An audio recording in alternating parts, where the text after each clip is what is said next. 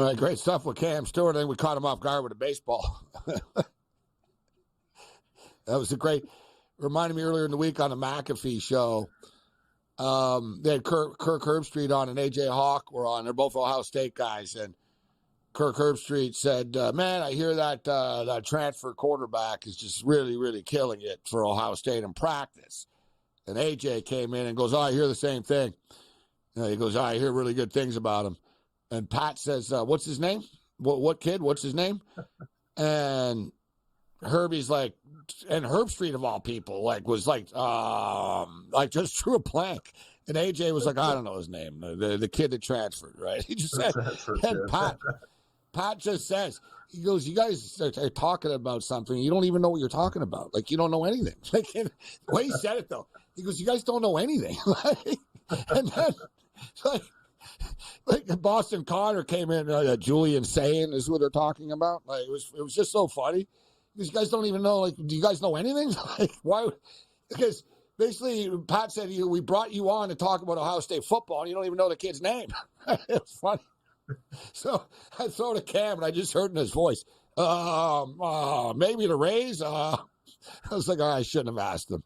Should have asked him. I got one. Am I still here? Hold on. Cam's lingering still. There he is. I'm embarrassed that I didn't check the baseball board out, but I got a lot of things going on. Give me Green and the Reds at -115 against the Mets. I'll fade the Mets all day. Wow. Give me the Cincinnati Reds.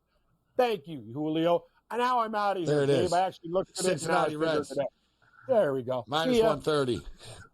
Love you guys. Cam. Good picks.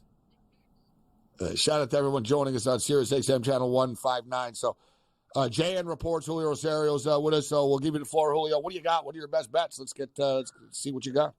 Let's take our passports and go to Portugal for the heated rivalry this weekend between Benfica and Sporting Lisbon. Both teams to score in over 3 goals plus 180. In the last 10 meetings between Sporting and Benfica, over 2.5 goals. Both teams to score in 8 out of the last 10. Let's hope it's 9 out of the last 11 this weekend. Both teams to score in over 3 goals, plus 180, Benfica and Sporting. Barcelona take on Cadiz in La Liga. Give me Barcelona clean sheet at plus 162. And then Bayern Munich take on Heidenheim, plus 162, another clean sheet as München gets set to take on Arsenal this weekend, or this Tuesday, I should say, in Champions League. So I like Bayern Munich there, good prices. We're going to have a huge windstorm, Gabe, this weekend in Denver. The Rockies have their home opener against the Rays. I mean, we're talking about 50, 60, 70 mile per hour wind gusts taking place this weekend in the Mile High City. So I like the under tomorrow and hopefully the under all weekend, under 12.5, Tampa Bay and Colorado. Yeah, I know the Rockies are 1-6. They play bad baseball, but you probably would play bad baseball too on the north side of Chicago with the wind blowing in and it's 30 degrees and it feels like 10 degrees outside. So the Rockies aren't that bad, but I like under 12.5 in that game. Under 7.5, Oakland or Sacramento or Las Vegas. We'll just go with the A's and the Tigers under 7.5 in that game. I think we're expecting snow across the Midwest this weekend. So again, miserable weather for some baseball in the Midwest. And then the San Diego Padres, shop around for the best price. I found them at even money Padres against the Gigantes, the Giants in San Francisco game. No action on the Dodgers and Cubs? Oh, I was waiting for the total. It's 7. I'll have to wait for to see what direction the wind's going to be blowing in. It should be a cold day tomorrow in Chicago. Maybe I'll parlay the Dodgers or take them a 1.5. The Cubs bullpen very concerning. If you saw that game last night, giving up the lead, eventually losing the run line against the Rockies. I think the Cubs bullpen will be problematic. We'll go on the ice, Gabe. You know me. I love women's hockey. I love Chechnya, or what do they call themselves these days? We'll go Czech Republic, old school Czech Republic, plus 4.5 goals, minus 150 against Team USA. And on the clay in Houston, ATP tennis, Ben Shelton has had a good season thus far. The American, give me Benny, minus 125 against Brandon Nishikima. I think I got his last name. Julio. It's like the world, the wide world of sports with Julio Rosario. You ran the gauntlet there. Great stuff. Yeah, it's the Women's World Hockey Championships. And in fact, Julio, I was going to bring this up to you, going through PWHL withdrawals right now. Sort of like MLS. They've shut the league down. It snuck up on me because it's funny. I was looking at futures of the PWHL, and I see their playoffs are like mid-May and stuff. Right. And I'm thinking, how is it this long? How can your season be this long? So I was kind of baffled by it. Yeah. And then I clued in. I'm like, oh yeah, they're taking a couple of weeks off for the World Championships. So as you mentioned, USA women tomorrow against the Czech Republic. USA minus 2,800 on the money line. It's too steep. When I say 2,800, 28,000 actually. So it's like it's 28-1. You'd have to bet $2,800 to win $100 back on USA to win this game tomorrow.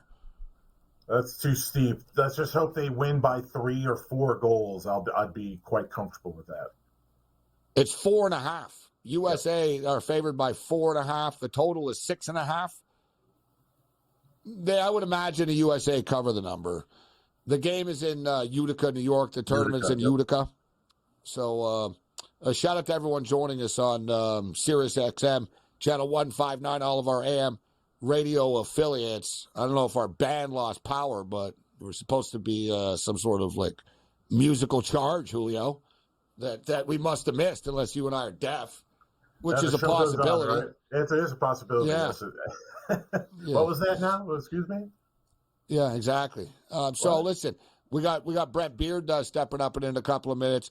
Hard to believe, man, but spring football practice is here. Auburn spring football practice is this week. Michigan are on Fox Television on the 20th in a couple of weeks. Ohio State follow the week after. And then we're going to right into the playoffs, so it's a great time right now.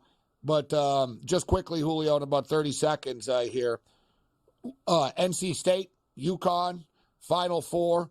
Who's cutting down the nets when it's all said and done? What do you got for us? Oh, man, I want to go contrarian and say Alabama will cut down the nets, but give me the Canadian Zach Edey and the Boilermakers to capture the national championship. A 13-1 is an enticing price for the Alabama Crimson Tide, but I think the Boilermakers finally get it done. Matt Painter can finally proclaim that he is one of the nation's best coaches. I think we got a Purdue-UConn championship game coming up, but I think UConn are going to survive. But Alabama are going to throw it at them. I'll tell you that. Alabama are going to come out swinging. Hey, always a pleasure, my man. Thanks, Julio. Appreciate it, Dave. Take care.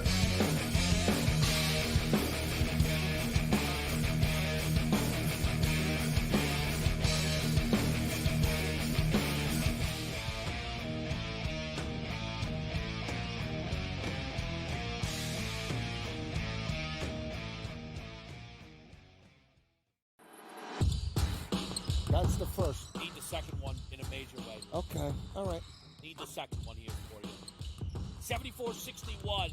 The sweat, it's all live bets. There's nothing from... Oh, we missed it! it! Give me 3! Hit it! Come on! Hit it! Stop! Hit it! Yeah! Oh, We got God. it! Foul him! Foul him! Only on SportsGrid.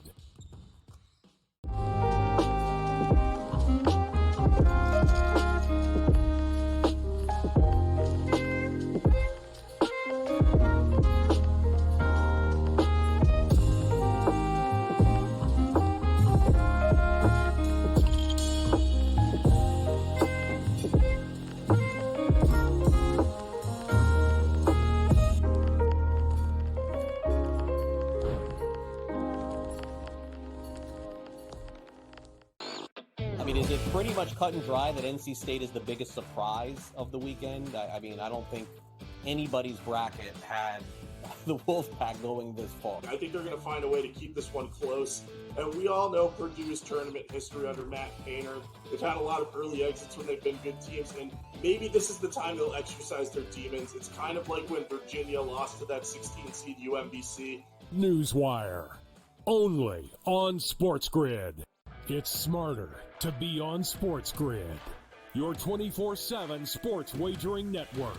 The early line. Magical and historic season in Lincoln, Nebraska continues. He is the best player in the NBA, but also in the biggest moments where the national media is watching. Newswire. Something that we have never seen happen before with one of the iconic coaches in the game. Pharrell, coast to coast. The team covers. It's automatic. It's every time. Not sometimes. It's every time. Game time decisions. Luka is actually far more dangerous from three on the road this year than at home. This game here tonight, you may want to consider taking as many points as humanly possible. In-game live, prime time. We got not one, but two coaches fired systems in place. SportsRage This late sort of night. has letdown written all over it. It's going to be hard to match the emotion that they played with the other night. It's smarter to be on SportsGrid.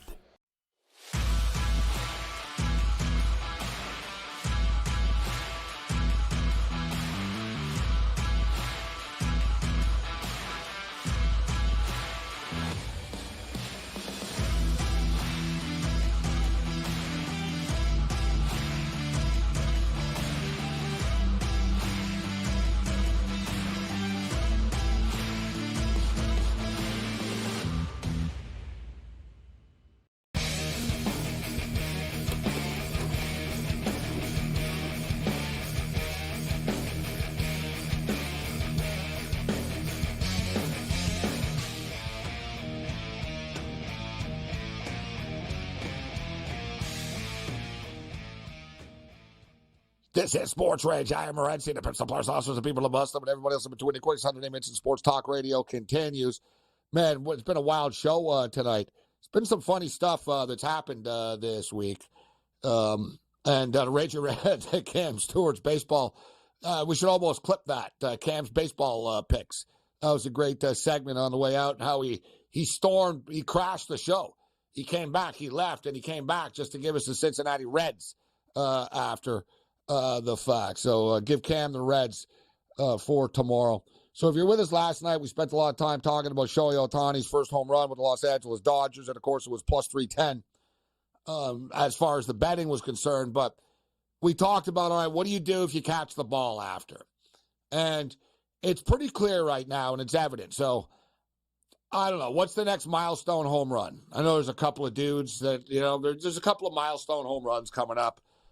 So if you catch a ball at these games, your best interest is to say, you know what? Give me your phone number, give me the business card here of the rep of the team, and I will call you back, and I'll come back to the stadium tomorrow, and we'll talk about this. Not in the heat of the moment right now, after it just happened. So, pretty much everything that we all talked about last night kind of came true about the estimations, what everything was going to happen. Now, we threw out $100,000 that the ball, we said, how much would this ball be worth anyways? And I said, I don't know, 75 to 100,000. And then I actually personally thought that might be a little bit high. I'm like, how special of a ball is it? Whatever. It's his first home run as a Dodger, but it's not like, I get it from a Dodger perspective, and I'm a Dodger fan, and I say that. So, but now we find out that the Dodgers are selling Ohtani foul balls for $15,000 and stuff like this, which is pretty stupid and crazy. Listen, I love Ohtani, and I'm glad he signed with the Dodgers, but, I wouldn't pay $100,000 for that ball. If Ohtani hit his 50th home run or something, okay, fine, but whatever. But Heritage Auction says that it's worth it's about $100,000. That's what the ball would be worth. So the story has come out now. And what did I say last night? I said, if you give me $50,000, and I was kind of in the ballpark, and I wanted to stiff myself, but remember what I said. I said, you know what? And Cam even told me, I'm surprised, Morency, you're not looking for more. And I said, well, how much is the ball really worth? But mine was $50,000 and a bunch of stuff and luxury suites. That would have been paramount. I want a box for that game against the Braves, that game against the premium games I would have picked. I would have said, yeah, the Red Sox are coming to town in July. I want a luxury suite for the Red Sox game. Those luxury suites, can run you like $35K or something like that, right? So you got to hit them for stuff. So I'm a lifelong Dodger fan, but whoever was in charge of handling this last night, so the Amber Roman got the ball. She was with her husband. She says The Athletic has the story. She says that they didn't let her speak with her husband. They took her privately, and then a bunch of big security dudes basically told her, you need to give us the ball, and we'll give you something. But it wasn't really much of a negotiation. And they originally offered her 2 hats. They originally offered 2 signed Shohei Ohtani baseball hats for the ball. For a ball that's worth $100K. That's like Joe Bania and Seinfeld. I give you a brand new suit and you take me to lunch at a coffee shop. So 2 hats. And you know what's crazy? It really is crazy. The Dodgers really are a first-class organization. Dodger fans love the team. People are if you do a survey, people have positive, thoughts about Dodger Stadium, positive thoughts about the team, positive thoughts about it. It's a very, the Dodgers are a pretty first-class organization. They have great giveaways. They usually do everything right. So how they F this up as hard as they did, I don't know. So how the hell do you only offer a girl 2 hats? So even she didn't want the 2 hats. So then they threw in a signed baseball and a bat. And she didn't want to do it. And her husband was there, and they claim that security told her husband that he's not allowed to talk, be part of it. They took her aside and they said, you're not part of this, so you're not allowed to come over here. Which, okay, it's all alleged, but that's her side of the story. The thing, though, that is really over the top is they told her they would not authenticate the baseball unless she gave it up. They said, all right, if you keep it, but we're not going to authenticate it. That's not cool. Because without the official authentication of it, it's harder to sell, right? And there's kind of ways to prove it. People saw her. There's a mark on it. Baseball, they know what the ball is.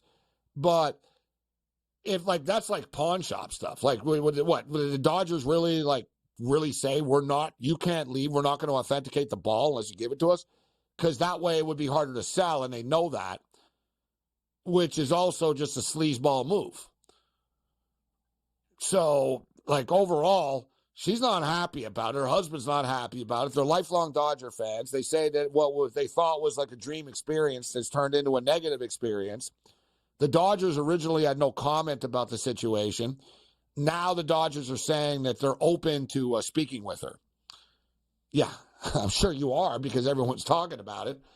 But the big thing out of this as well is Ohtani.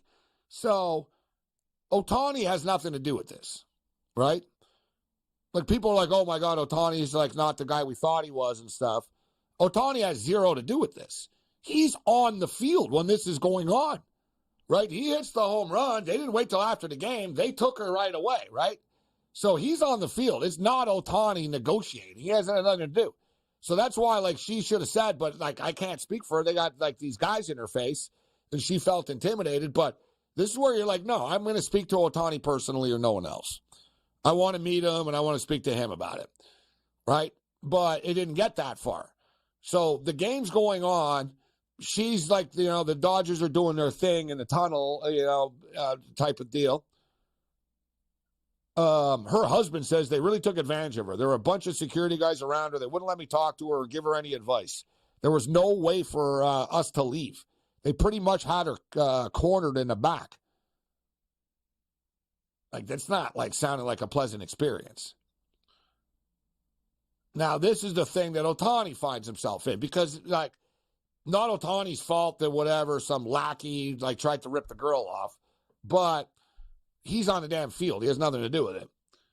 But Ohtani said through his interpreter after, his new interpreter, I was able to talk to the fan and was able to get the ball back. Obviously, it's a very special ball, a lot of feelings toward it. I'm very grateful it's back. It's not true. She didn't meet him. She didn't meet anybody on the Dodgers. She said she met some dude that worked for the Dodgers and a bunch of security guys that got in her face and intimidated her. She said she never met anyone. She didn't meet anyone. So, but Ohtani, there's a quote, I was able to talk to the fan and we're able to get it back. It's just not a good look, like, after, like, all this, after what happened just last week with the interpreter and stuff, and now it's like, well, you didn't meet her, like, or you didn't talk to her. So, you know, now the Dodgers always a miscommunication, and, like, I don't know, what the hell's going on here with your interpreters and, like, and him? Like, is he really, like, we got to learn Japanese to see, like, is he really saying what they're saying he's saying? Like, you know what I'm saying? Like, what's he really saying? None of us know. It's been years. Maybe we're the dumbasses, and he's been punking us this whole time. He's really been saying, you know what, lay the points with UConn. They're going to kill them. And we didn't even know. His interpreter goes, I look forward to playing the Chicago Cubs. Brent Beard steps up and in.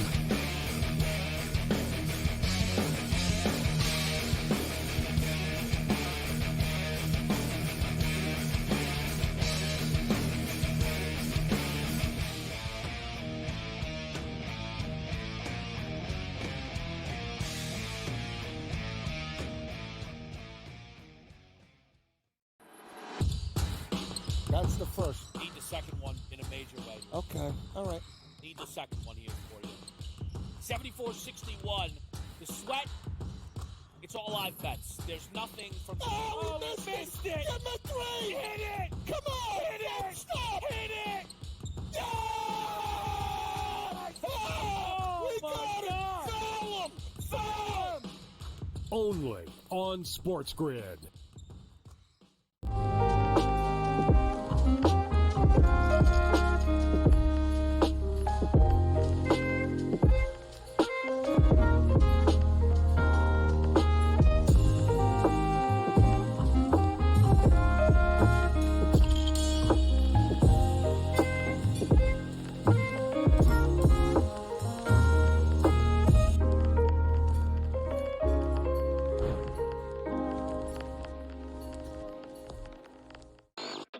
Is it pretty much cut and dry that NC State is the biggest surprise of the weekend? I mean, I don't think anybody's bracket had the Wolfpack going this far. I think they're going to find a way to keep this one close.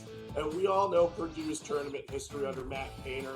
They've had a lot of early exits when they've been good teams, and maybe this is the time they'll exercise their demons. It's kind of like when Virginia lost to that 16-seed UMBC. Newswire. Only on SportsGrid. It's smarter to be on SportsGrid.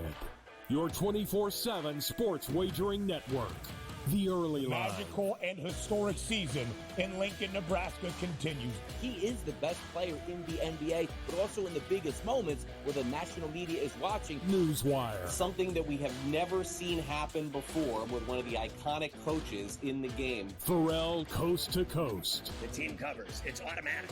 It's every time. Not sometimes. It's every time. Game time decisions. Luka is actually far more dangerous from three on the road this year than at home. This game here tonight, you may want to consider taking as many points as humanly possible. In-game live. Prime time. We got not one, but two coaches fired systems in place. SportsRage This late sort night. of has letdown written all over it. It's going to be hard to match the emotion that they played with the other night. It's smarter to be on SportsGrid.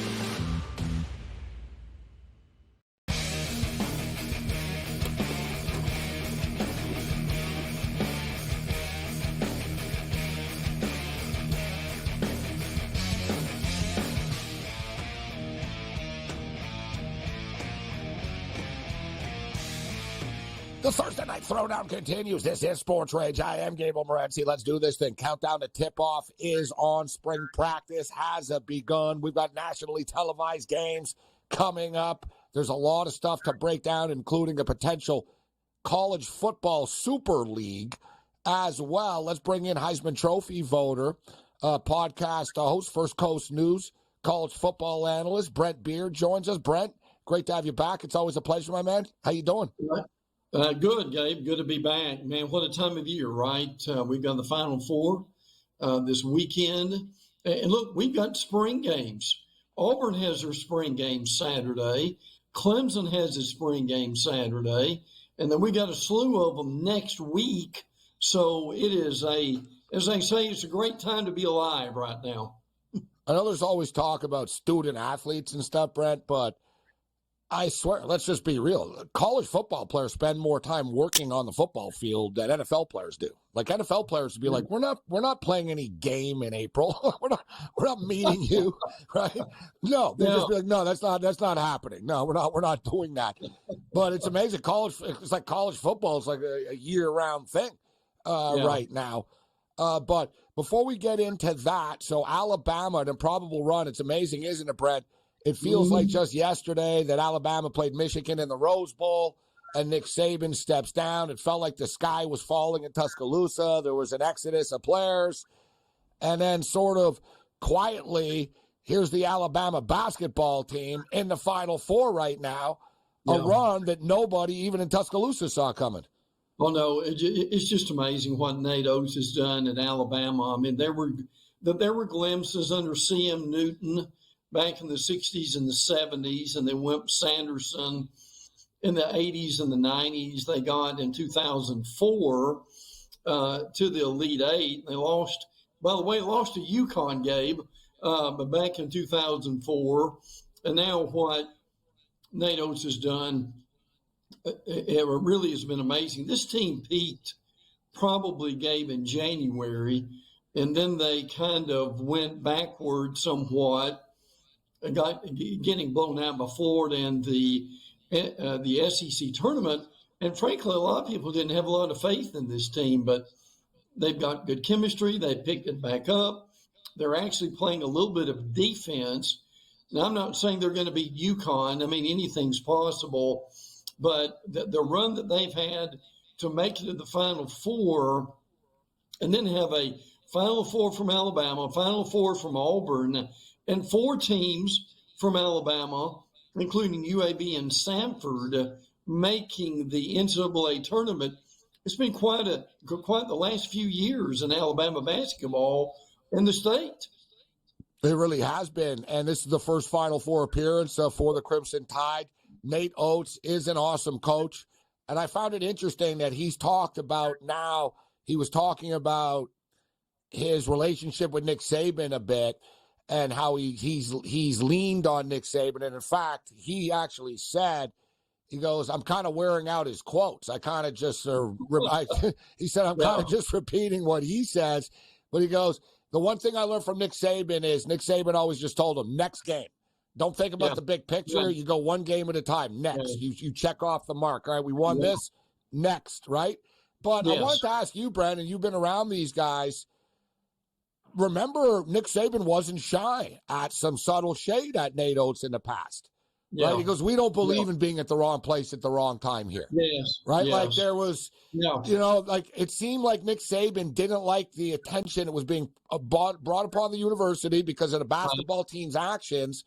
Yes. What was their relationship like? Because honestly, when you see the headline of this story, Nate Oates opens up on his relationship with Nick Saban, I thought it was going to be something interesting there, and it really wasn't. He just stated that, Saban's a great coach, and I took away a lot of his quotes. What was their relationship like? I think, I'm sure they sat down and discussed Saban's comments. They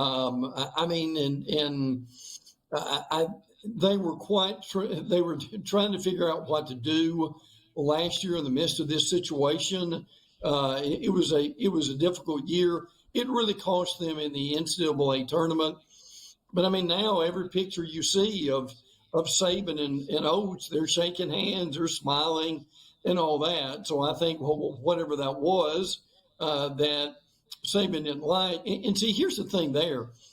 In Saban's mind, when he was there, Gabe, everything affected football and trickled down at some point. And if there was some bad shade on the basketball team, because he had recruits at the basketball games. So I think that was probably some of the frustration that went along with that, because you and I both know, Gabe, when Saban was coaching Alabama, everything had circled around recruiting, and that's the last thing he wanted to have affected. That's right. You play for the women's volleyball team in Alabama. You represent the football team. Right? That's right. It's one of those. You know what I mean? Yeah. If you're a gymnast at UCLA, you're like, oh, you have nothing to do with a football team. You're right. No. Separate worlds. But the way Saban thought about it was like, no, this affects me. This affects our football program somehow. So speaking of which, what were the takeaways from the first practices for DeBoer and the Crimson Tide? And what, from I understand, is they were very pleased. The defense was really flying around, like even better than they thought. You told me this several months ago, that this guy can really coach, and he really can. He's a winner everywhere he's been. He's a really good recruiter. He actually gives the media some access, Gabe. That's hard to believe, but he actually does. And you know what I think will help him too, Brent? His lack of ego in that market. Yeah. You know what I'm saying? If you come in with that, like let's say Lane Kiffin or somebody came in that, I'm this or I'm that. DeBoer's not that guy, as you stated. He talks really to everybody with respect, and from an X and O standpoint, I think he earns players' respect right away. They realize, man, this guy's good. I don't think there's any doubt about that. Jalen Milroe is the still number one at quarterback. Ty Simpson has looked good in practice. So at this point, I think Milroe will again be the guy. And I certainly understand how that would be. This team's going to be a lot more talented, Gabe. They've got their spring game next week, and they've got, frankly, some tremendous talent that is returning. They brought some kids in from Washington. This wide receiver named Jeremy, as you know, Jermie, this kid's really good. I mean, he may be certainly one of their best receivers. I think Womack coming over as a defensive coordinator from South Alabama, I think they like what they've said. But I'm just telling you, and look, you know what I know, in spring practice in college football, it's like spring training in baseball. It's all positive. Everybody's doing great and all that. But I think right now they're very pleased where this team is. Brett Beard joining us. I am Gabriel Morency. Brett, the USC Trojans hired Eric Musselman, who's a great coach. Yes. He did a great job with Arkansas. They struggled this year. They got hot late in the year, but it was too little, too late. I think he's a great fit there in Los Angeles as Andy Enfield, of course, moved on. But let's talk about Sam Pittman right now, because there's just a basketball change. Is he is that the hottest hot seat in the SEC coming into this year? Their win total is 5.5. Their expectations aren't high, but they bring in Bobby Petrino as the offensive coordinator right now. And I know that Hog Nation, quite frankly, they weren't happy Pittman came back for this year. No, they weren't. But here's the reality. In talking with some Arkansas media, they said, and Gabe, this is just being honest, they didn't have the money to fire him. So he came back another year. Some people is said Jerry Jones like the only booster, essentially? Is it like Jerry Jones? Well, I mean, you've got the Waltons who own Walmart. So what's the problem? So I guess this is a case where they have the money, sort of UCLA-ish a little bit. I think why Chip Kelly left. The rich people told him, "Listen, we're not giving you money anymore. We're we're not interested." Right. So I guess they're just frustrated with the way things are being run. That's why I sort of brought it up. How does it play out this year? Because they do have a favorable schedule, Arkansas, this year. Can they win 6 games and make a bowl? I don't know. That's a good question. Now, Rocket Sanders, the running back you and I both like, he's going to South Carolina, so that they're going to have to rebuild that. Now, Pittman they got the Boise State quarterback, right? Taylor Green transfers over. Yes, and it looks like he's going to be the starter at this point too. Their defensive line, I think, is going to be better. The Jackson kid, that they really like him too. But the biggest pickup for them is Bobby Petrino. And Petrino's been given. Now, you and I both know when Bobby Petrino was at A&M, Gabe, Jimbo kind of tied his hands somewhat, but he's had free reign at Arkansas to do what he needs to do. And I could see them being better. But look, to answer your question, who's on the hottest seat, Gabe? Is it Pittman or is it Billy Napier at Florida? Well, that seat is hot as well. We'll get into that on the other side with Brent Beard. A lot of stuff to break down. I want to get Brent's thoughts on this potential Super League that I actually think will eventually happen. Obviously, it's going to take a while to put together, and people are going to be on, not everyone's going to be on the same page about how it should work. But this has been discussed for a couple of years right now. Great time of the year. Right now to be a sport fan, especially for Brent Beard. He's an Atlanta Brave fan. How about my Dodgers, Brent? Huh? Not a bad start. No, hey, the Dodgers pitching never rests, does it, Gabe? They got bats. They got some great arms on this team. More with Brent Beard on the side. This is SportsRage. Bring it.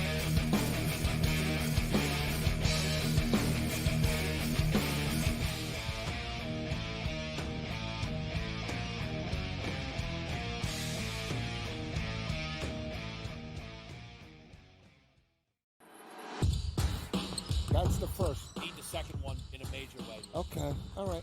Need the second one here for you. 74-61. The Sweat. It's all live bets. There's nothing from. Oh, we missed it! Get my three! Hit it! Come on! Hit it! Stop! Hit it! Yeah!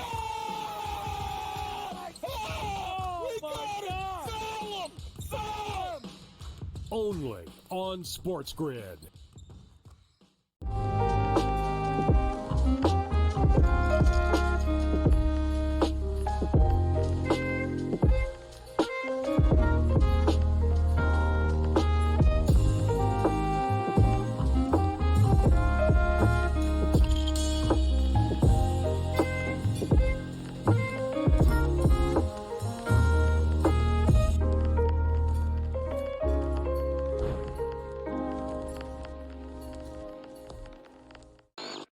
Is it pretty much cut and dry that NC State is the biggest surprise of the weekend? I don't think anybody's bracket had the Wolfpack going this far. I think they're going to find a way to keep this one close.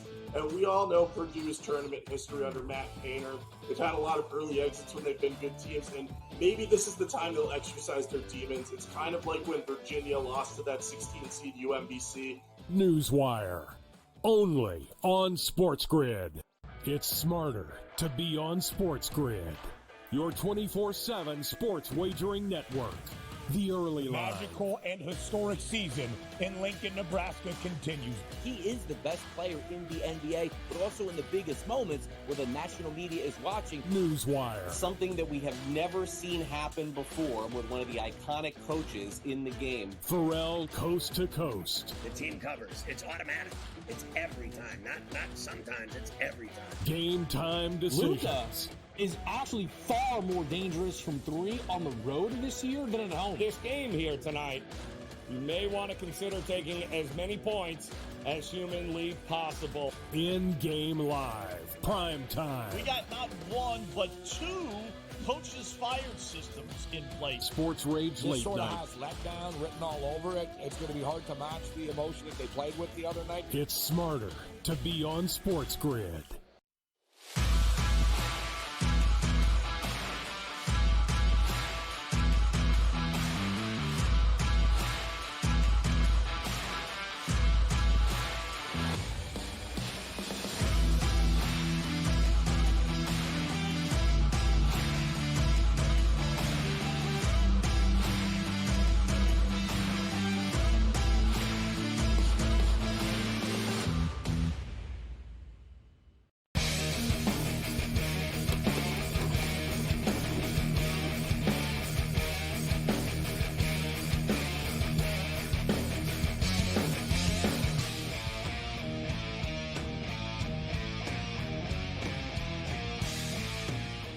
SportsRage Late Night continues. I am Gabriel Morency, Sirius XM Channel 159 on the SportsGrid Radio and Television Network. Shout out to all of our AM affiliates and whatever television affiliate, network, platform, smart TV app, or whatever platform you are watching us on in the future.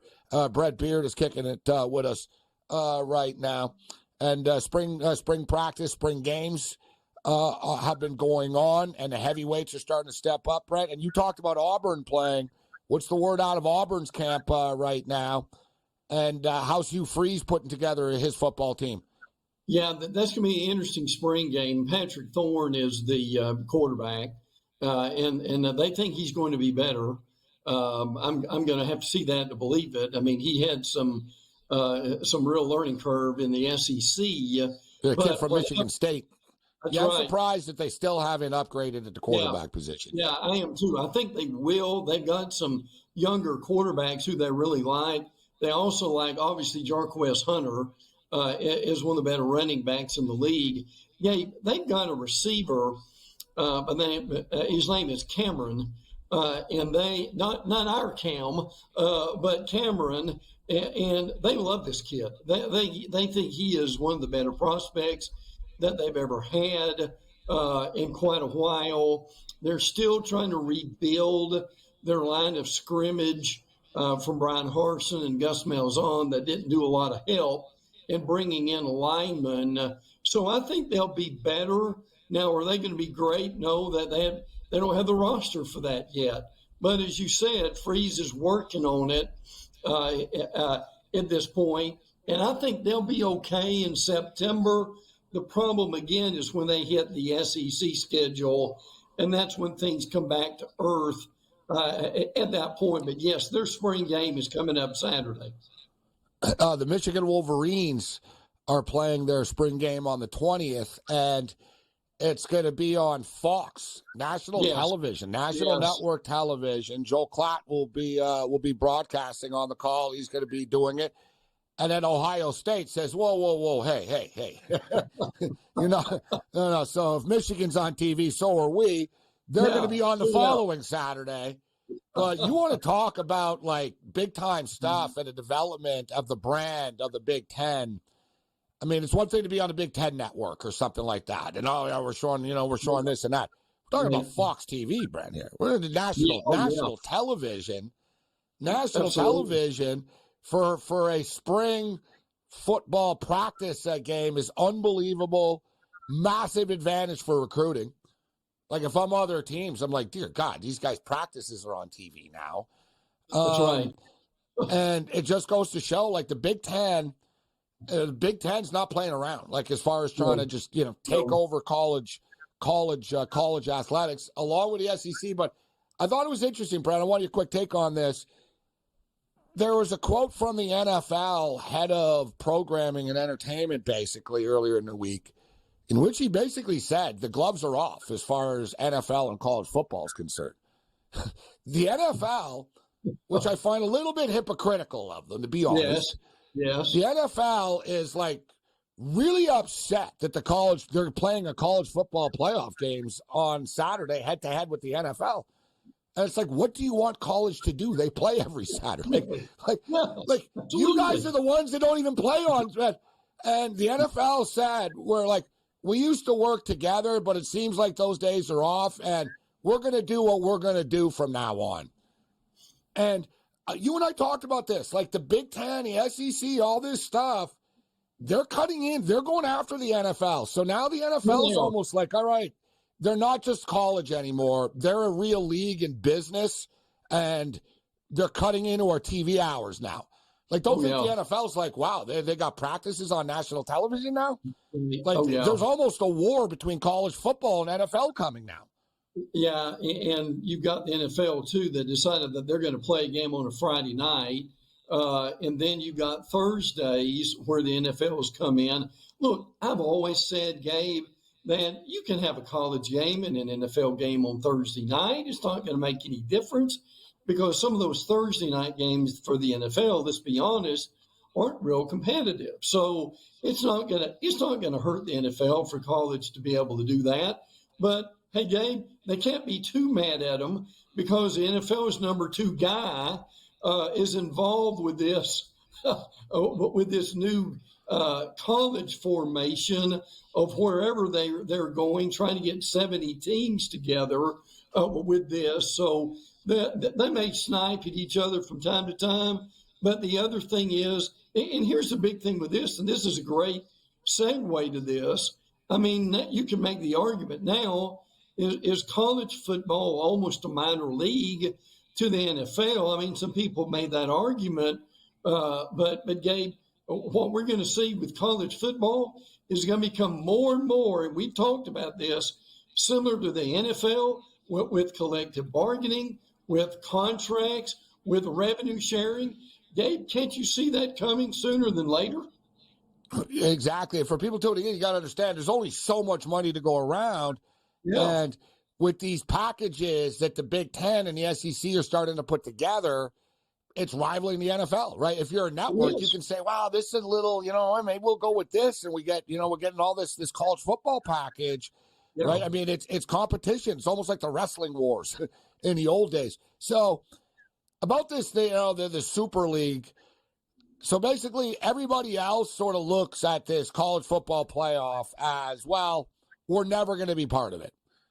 Point blank. Like, we're not. What are we competing for? I remember years ago, the Boise State president basically said, we need to create like a second college football playoff. Yeah. Yes. Because that was before even. He was like, sort of like the NIT. He goes, we'll just create our own tournament. And they're doing that in basketball now, Brent. You see Fox TV put a tournament. They're like, no, we're going to run the NIT now. We're going to put money into it. There's another tournament in Vegas next year where it's like the schools are playing for money. Like, just point blank. It's like a pickup tournament, like winning school gets $10 million, whatever. Like, it's one of these type of deals. This is inevitably the way to go, but it's going to be hard to get 70 school presidents on the same side. So like the South Alabamas, the South Floridas, hell, it seems like Syracuse are kind of at the front of this, aren't they, Brent? Yeah. Yeah. Oh, yeah. The Syracuse chancellor is involved. Gee, the West Virginia president is involved with this. But yet you've also got, there's like 20 people on a committee. But you've also got people from Major League Soccer who are involved with it. You've got one of the executives. Is that a crazy question to ask why? Well, see, some of this, Gabe, is and the the soccer situation where you can go up or you can go down. They brought the soccer people in to help them about different leagues and formats. Yeah. Okay, I get it now. All right, yeah. So because that's it for people tuning in. Sorry, but for people tuning in, sort of think like, you have your Champions League, you have the UEFA League, you have this cup, you have that cup, guys, right? And there's room for everybody. We watched the college football playoff with Alabama, Michigan, but it doesn't mean we wouldn't watch San Diego State play against South Alabama, right? Yes. Oh, yeah. But listen, I've always believed the non-Power Five need to go get their own playoff and their own TV contract, and that's going to be important. This is something we've got to watch.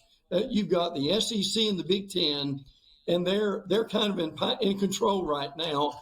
But Gabe, this new thing that's come out, and I give the Athletic credit. That's where this came from. We need to watch this because they're bringing in an NFL-like format if this goes through. And the other thing is they've got a lot of the lawsuits they've got to deal with in college football, and they think if they can come up with something that can also deal with that and also deal with employment, revenue sharing, and so forth, this is a new future of college football. And we should note it would be the end of the NCAA's affiliation with college football. Yeah. Like they would break away, as you and I have been predicting for years. Yes. They will break away from the NCAA and say we're running our own league now. Right. Yes. And Gabe, this new group may want to get rid of the brands of SEC, Big Ten, of these conferences, but I think the commissioner is going to dig their heel in for that. Gabe, you know how much money they get off these brands. No. Michigan and Ohio State and Alabama and everyone, they're going to say, no. You guys leave and call it whatever the hell you want to call it, and we're keeping the name. That's right. Oh yeah. So there's a lot of stuff I can imagine, but it's the future, right? It's the future down the road of. We've been telling everybody this. Mike Hall and Brent, you agreed, guys. I'm telling you, the SEC and the Big Ten are going to merge in a couple of years. Yep. They're going to create like an NFL type of league, right? Big Ten will be AFC. SEC's NFC, play a couple of games, but then you have your own playoff after and everything. Like, it just sort of writes itself. Brent, we'll got a couple of minutes. Let me ask you, there's been a lot of talk about Jaden Daniels' elbow.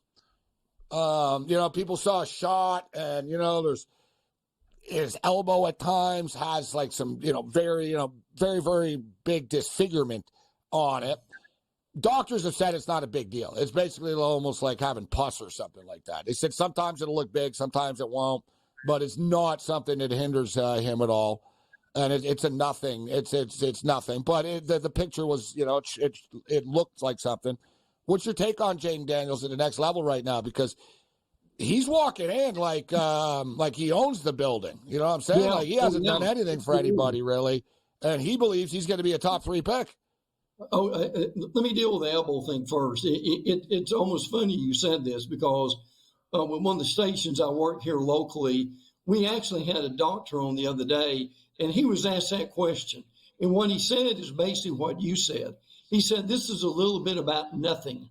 It's what it amounts to. He said it doesn't look good, but it in no way affects his performance. And he said if it gets worse, they would make an incision, they would drain it off, they would put a bandage on it, and he would be fine. So, as you said, there's nothing to the elbow situation. It just looks bad. Look, dual threat guy. I think he's the future of the NFL in some ways. I don't think he's accurate. He's mobile. He's smart. And a team that drafts him, I think, Gabe, I think he'd be a genius pick. I really do. I think that much of him.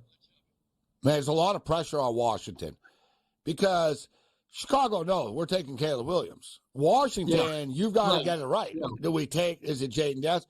So just quickly, Brett, we got like about 45 seconds here.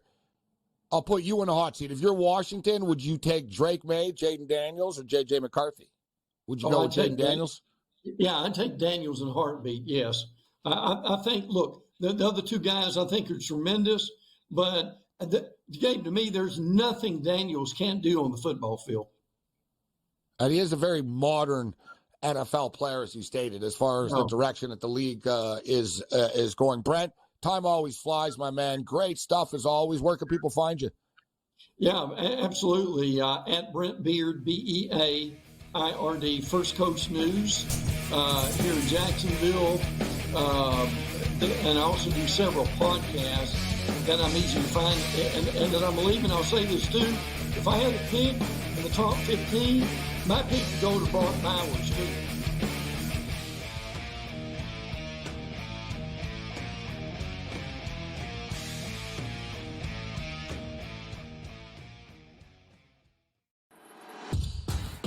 That's the first. Need the second one in a major way. Okay. All right.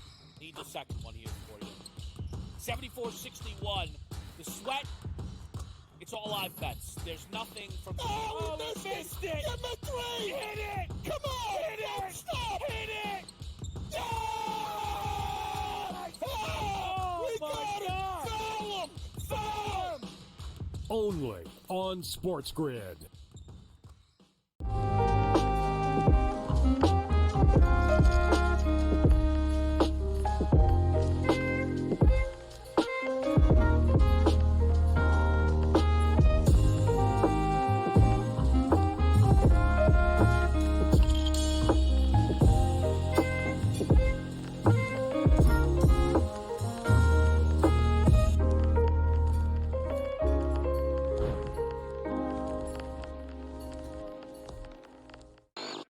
Is it pretty much cut and dry that NC State is the biggest surprise of the weekend? I mean, I don't think anybody's bracket had the Wolfpack going this far. I think they're going to find a way to keep this one close.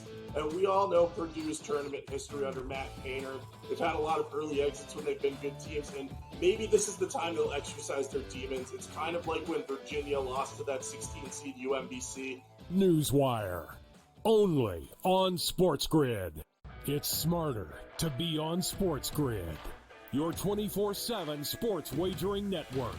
The early line. Magical and historic season in Lincoln, Nebraska continues. He is the best player in the NBA, but also in the biggest moments where the national media is watching. Newswire. Something that we have never seen happen before with one of the iconic coaches in the game. Pharrell coast to coast. The team covers. It's automatic.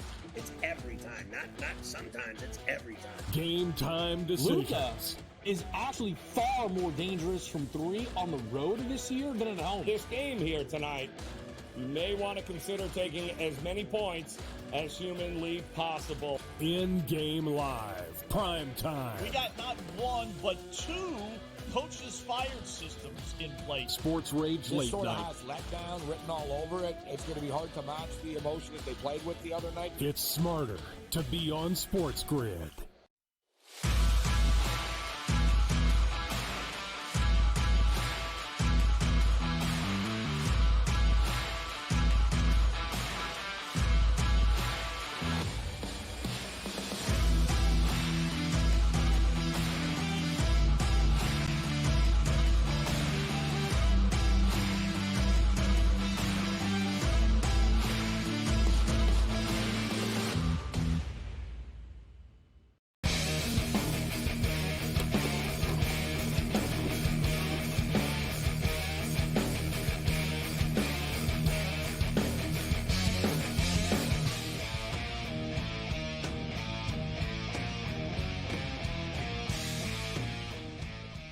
Well, we've been on a roll on the way out here tonight.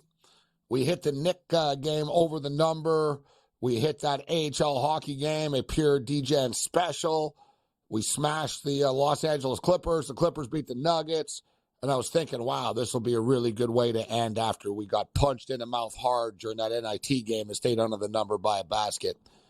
But the San Jose Sharks have just scored a goal with like a minute and a half left. They pulled their goalie. They punched one in. There's still $1.13 left. It's 2-1 right now. The Sharks have an empty net. So maybe LA can score an empty netter here still right now, or maybe the San Jose Sharks are going to tie the game.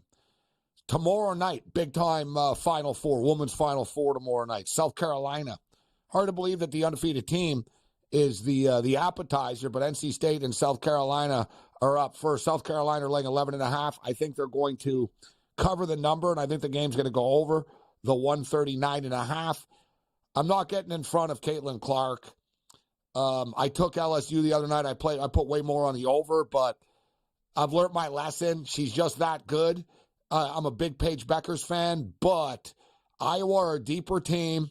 Beckers will have her time to shine next year. This is Caitlin Clark's time right now. Caitlin Clark dropped 41. Her prop was 32.5 in the last game. It's 34.5 now. It seems crazy high, and you know that UConn are going to come up with a better game plan than LSU did after watching what she just did, and they didn't do anything to try to stop her. But in these big games, like, it's hard to get in front of her, right? She knows she needs to score, so we're going to go over to 34.5. And Beckers is 26.5, and I'm surprised about I thought it'd be a little bit higher. It was 26.5 in the last game against USC, and she barely got there. She got to, 28, I think? But she did get there, and it's going to be a higher scoring game. It's going to be a track meet, and Beckers knows she needs to score. I love this play. Paige Beckers over 26.5, and we'll be coming on tomorrow night, probably right around halftime of this game. So we're fired up for this. Thanks to all of our guests tonight, including Brett Beard. Other than that, you're on your own. Later.